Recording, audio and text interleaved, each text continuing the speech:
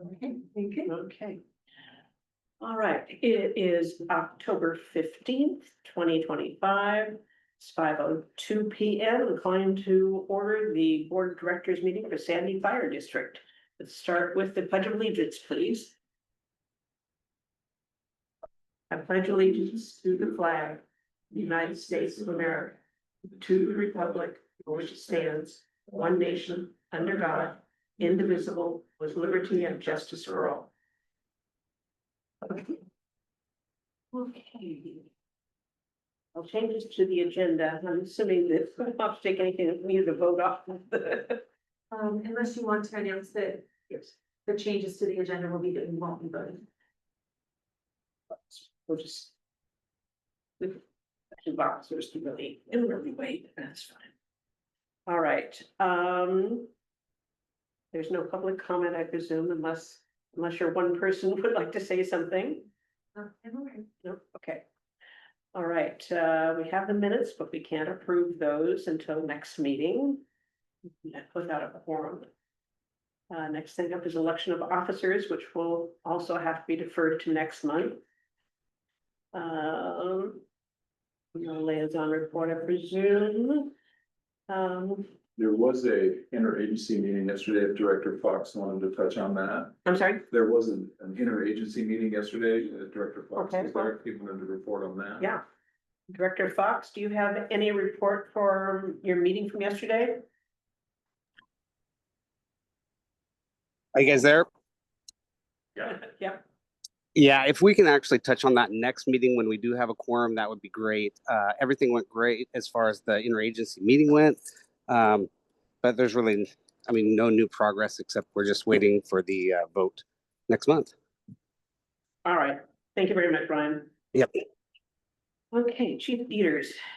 Yes, I'll be doing the fire chief's You'll report. be doing it all. Or I'll be doing it all except for the volunteer report. Yeah, don't take his thunder. I have just a few highlights to touch on. Our hazmat team did do a drill with the Oregon National Guard, which they incorporated their full level A PPE, which is the total encapsulation, breathing air, all that to practice for that.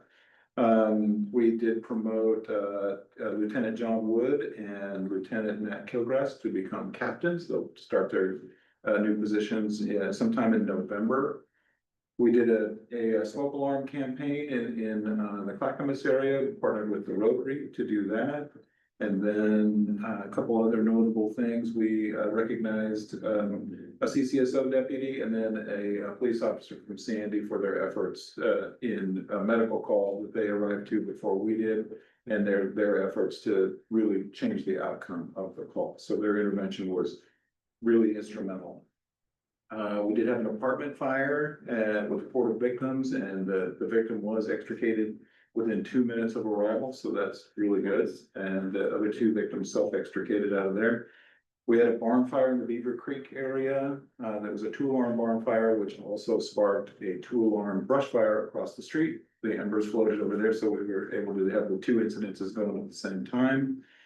And then we had 2 notable motor vehicle accidents, which Engine 7-1 and then Rescue 7-1 were able to go and help. And those were in the boring area on the curve there, just 2 days apart or a day apart from each other. Unfortunately, there were fatalities in both of those, but we were able to send the engine on the first one to help out, and then we sent the rescue on the second one, never leaving this area uncovered, but they were able to go and help. We did hold an open house, which you were there, Director Hind, which was great. It was a really great turnout. I don't recall the actual numbers of participants, but it was a great event. We talked about this at the interagency yesterday. It was the first open house out here that we've had where we did actually receive some negative feedback, which is good. Didn't Because know what. yeah, because we can't be doing 100% right all the time, and we were starting to get a complex that we were doing everything right. But turns out that there are some concerns, and so we addressed those, and Chief Brown was able to spend about 45 minutes with one individual. He stops by every once in a while and asks questions and all that, so which was great. And but overall the sentiment is good, and things are going well. And we did that, the voters pamphlet did come out, and we are on page 39 of 41. So and there's no letters of support, no letters of opposition, which is good. And mainly what we heard at the open house was people that had gotten these, and that there's two money measures. And if you add them up, if they voted yes for both, it's $1.35 on their tax bill per 1,000. And so that's kind of tough to swallow for some folks. And we heard a lot about, I can only pick one, or I can't pick either. And, of course, we can't guide them on how to vote, we can just educate. And so we did a lot of that, and I've had one person stop by the station that saw the signs out front, just inquired about what it was, didn't really know, so. We have on the reader board there, it says 3-631 on the November 4th ballot, that brought somebody in to ask about what that was. So, we've just been educating, we also attend a lot of the meetings, and Chief Schneider was there this morning. So we educate as much as we can with the information we can give, and so no real questions. And the school district has been at all the same meetings with us, saying the same thing. Of course. So it'll be interesting, but we're prepared to just keep educating. Happy to answer any questions. That's about all I have for a report. Okay. I don't think I have any questions. I've heard this field. Yeah, you've heard a couple of Pretty times. good. All right, thank you very much. Yes. Chief Whitaker, what have you got for us? Okay, just the usual, so in the board packet, are the bank reconciliation statement and the budget year to date. Not a lot happens in September, a small amount of money from tax collections. But no expenditures, and a little bit of interest, earned, so. The only thing I'd draw attention to is I did include the second quarter invoice for the contract for service. I always like to include those in the packet, so there's some public transparency about that transaction, because there aren't really employees for Sandy Fire to check it, so. But that's in there, same amount as the first quarter, and within budget, so. There's much else to report from finance. Perfect, thank you very much. All right. Volunteer president. Thank you. So volunteer staffing, in response during the month of September, Station 74 staffed 26 out of 30 nights, including one 24-hour shift. And responded to 9 incidents during the month. ODF also was stationed at 74 for 30 out of 30 days. The rehab group was dispatched 10 times and responded to all 10 and arrived 5 times on scene. And water tenders had 8 dispatches, 8 responses, and 7 arrivals.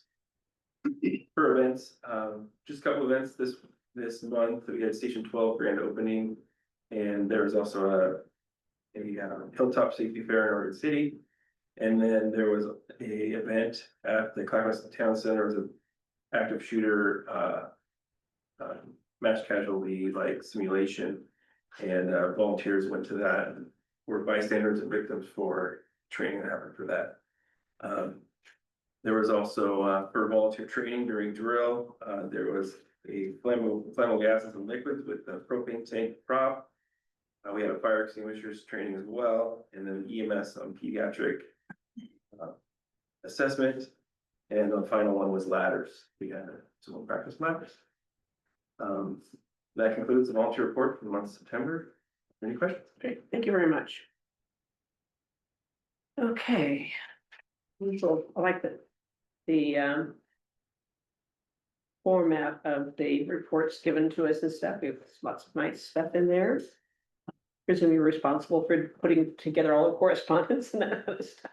Actually, our information and public affairs team, they. So you don't have to do that, okay? Just teamwork to compile it. Perfect. All right, is there any other business to come before the board? I did fail to mention the call volume for the month. That was 178 calls for service out of Station 71.